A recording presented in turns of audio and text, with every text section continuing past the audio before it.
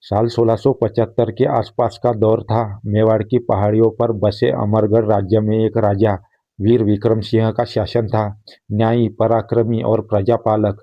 लेकिन उनके राज्य में एक रहस्य गूंजता था। राजमहल की दीवारों में किसी के कदमों की आहट है।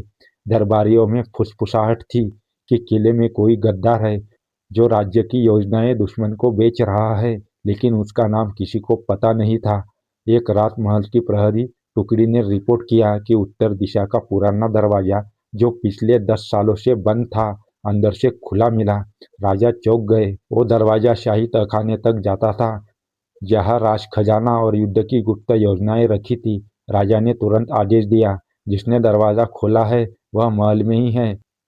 सुबह सूरज उगने से पहले उसे पकड़ा जाना चाहिए। अगले दिन राजा ने दरबार बुलाया। मुख्य सेनापति जयकरण, राजवैद्य माधवराव, मुख्यमंत्री कृष्णदास और साथ में राजकुमार अर्जुन उपस्थित थे।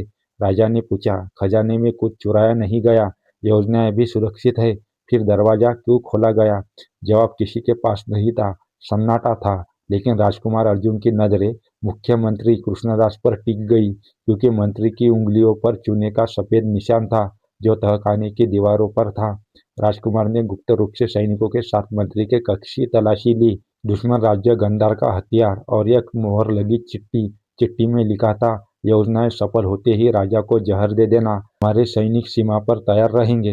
राजकुमार की रूह कांप गई। मंत्री राजा को जहर देने के लिए राजवैद्य माधवराव के साथ मिला हुआ था, इसलिए खजाने में नहीं बल्कि राजकीय रसोई तक पहुंचने के लिए तहखाने के रास्ते का उपयोग कर रहे थे। राजकुमार ने रात को रसोई पर निगरानी रखी। कुछ देर बाद मंत्री और राजवैद्य चुपचाप भीतर घुसे और सिंहासन के लिए रखे विशेष थाल में काला सर्प विष मिलाने लगे। उस समय सैनिकों ने उन्हें पकड़ लिया।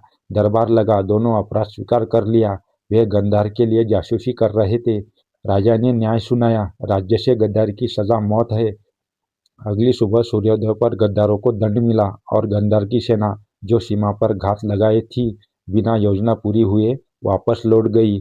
इसके सालों बाद भी लोग कहते हैं, गद्दारी का दरवाजा खुला था पर राज्य जाग चुका था। अमरगढ़ का इतिहास आज भी ये सबक देता है, राज्य धन से नहीं, विश्वास से चलता है।